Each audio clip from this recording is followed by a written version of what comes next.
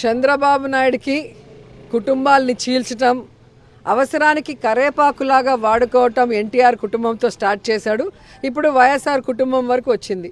దానికి అవకాశం ఇచ్చిన షర్మిలమ్మది తప్పు, కానీ ఇక్కడ జగన్మోహన్ రెడ్డి గారిది తప్పు కాదు.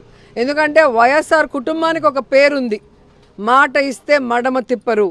తమని నమ్ముకున్న ప్రజల కోసం, తమని నమ్ముకున్న మనుషుల కోసం ప్రాణాలు సైతం లెక్క చేయకుండా వారి కోసం నిలబడతారని ఆనాడు వైఎస్ఆర్ గారు నిరూపించుకున్నారు, ఈనాడు జగన్మోహన్ రెడ్డి గారు కూడా నిరూపించుకున్నారు.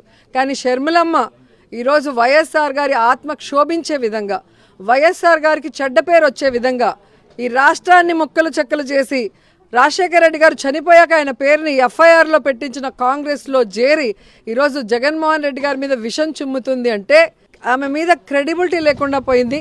ఆమె మీద జనాలు అసహించుకునే పరిస్థితి వచ్చిందనేది స్పష్టంగా తెలుస్తుంది.